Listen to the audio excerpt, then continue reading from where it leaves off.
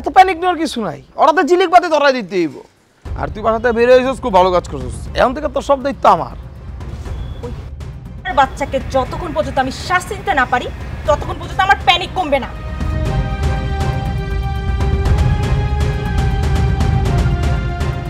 চল কক্সবাজার যাই, চিল করি। আর চিল করুন, চিলের মধ্যে ভাববো ওরা কিভাবে সাহায্য করা যায়। ওই আমারে মুতের পানি খাওয়াইছে। তোর সাথে আমি কক্সবাজার যাবো কেন? তুই খারাপ ভাবে নিতেছিস কেন? কক্সবাজার যাবো, চিল করবো। আরে তুই যদি এদিকে একা একা থাকস, অসহ্য যন্ত্রণায় বুক করবি। আর কক্সবাজার কি আমি একা যাচ্ছি, মারিয়ার সাথে যাচ্ছে, তাতে তো কোনো সমস্যা নাই। ঠিক আছে, তুই টিকিটের ব্যবস্থা কর, আমি আজকেই কক্সবাজার যাব। বাহ, খুব সুন্দর একটা নাটক সাজাইছস, তাই না? তোরে তো আমি মনে করছিলাম তুই একটা গাধা, কিন্তু কোনো কিন্তু না। তোর জন্য আমি বাসা থেকে বের হয়ে আসছি, তাও তোর হলো না। দেখেন, আমি আপনার বাড়িতে কাজের ছেলে হিসেবে আসছি। আমার আপনার সহ্য হইতেছে না, আমি আপনার বাড়ি ছেড়ে চলে যাব। কিন্তু যাওয়ার আগে একটা ভালো মানুষের মুখোশ আপনার সামনে তুলে দিয়া যায়।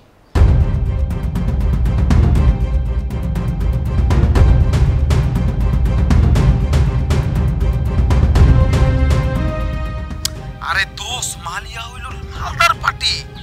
ওরে যেমনি হোক পটায় আমি নিয়ে যাচ্ছি। একটা কেলেঙ্কারি যদি বাজায় দিতে পারি, ওর সব কিছু আমার।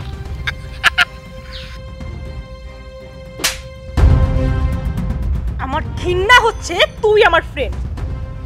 লোকে ঠিকই বলে তোর মতো জানোয়ারদের কারণে মেয়েরা আজও সেফ না। আমি চাইলেই তোকে এখন পুলিশে দিতে পারি, কিন্তু আমি তা করব না। যা, তুই আমার চোখের সামনে থেকে চলে যা, যা।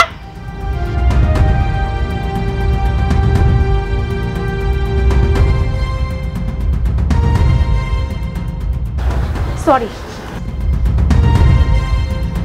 এই সরিটা আমার মনে হয় খালাম্মারে বলা উচিত। যেই মানুষটা পৃথিবীতে আপনার সবচাইতে আপন, সেই মানুষটারে আপনি পর ভাইবা একটা পর মানুষটা আপনি আপন ভাবছিলেন।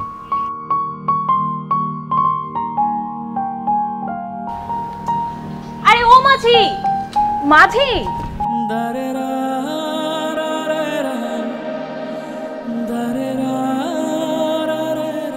এই মাঝি, এইভাবে একা রেখে চলে গেলে আমি নদী পার হব কিভাবে?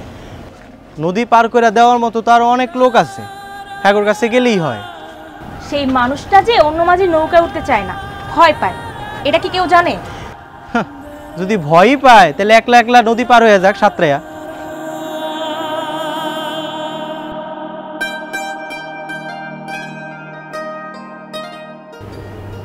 একা সাঁতার কাটতে যেয়ে যদি মাঝপথে ডুবে যাই, তুমি কি ডুবো হয়ে আমাকে বাঁচাবে?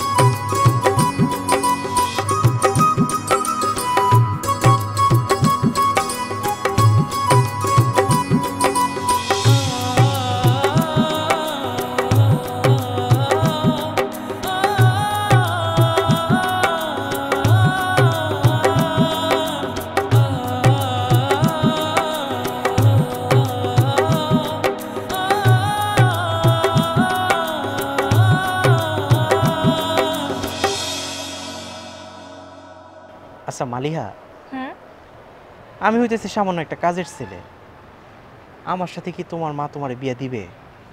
কেন দিবে না? মা তোমাকে খুব পছন্দ করে। আর তুমি তো কোনো চুরি করতেছো না, তুমি একটা কাজ করতেছো। কাজ তো দোষের কিছু না, সেটাও ছোট কিংবা বড়। তারপরও বিষয়টা কেমন দেখা যায় না?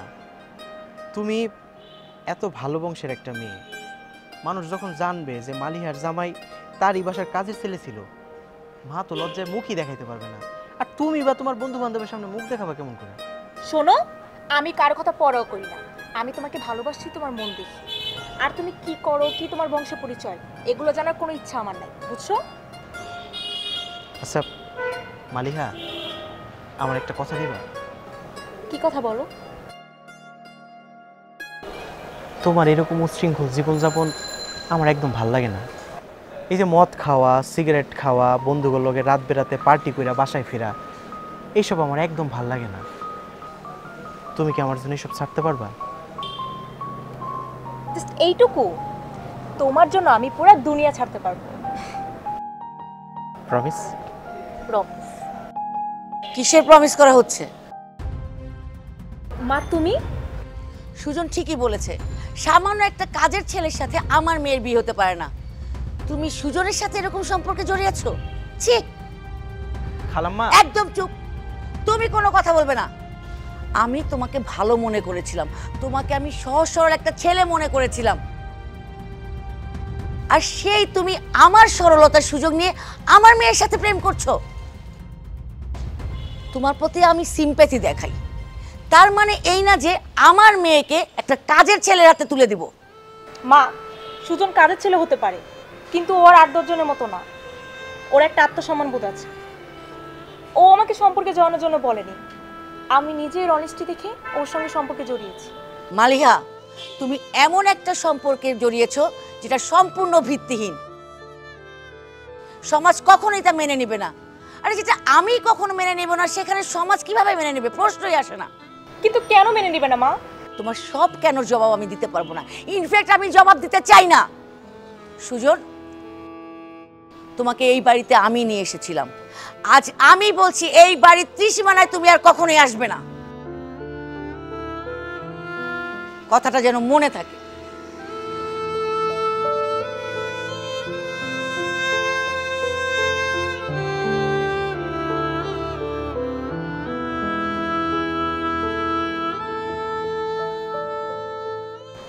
তুমি আমাকে একা রেখে চলে যাচ্ছ মাঝি?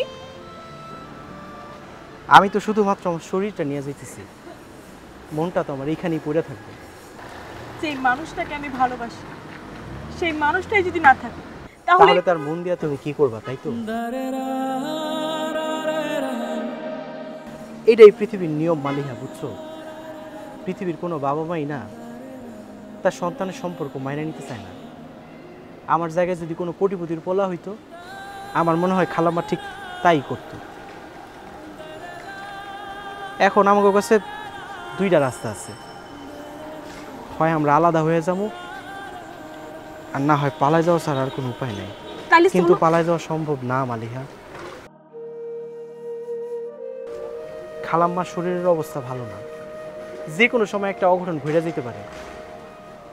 খালাম্মা আমারে মায়ের জামা হিসেবে না হোক, কাজের ছেলে হিসেবে তো স্নেহ করছে। খালাম্মার কোনো ক্ষতি হোক আমি সেটা চাই না। এই মাঝপথে তুমি আমাকে একা রেখে চলে যাবে? পৃথিবীতে মাঝপথ বলতে কিছু নাই। এখন আমরা যেখানে দাঁড়ায় আছি, এখান থেকে তুমি নতুন করে ভাবতে শুরু করো, দেখবা একটা নতুন ঢেউ এসে তোমার নিয়ে যাবে নতুন কোনো প্রান্তরে।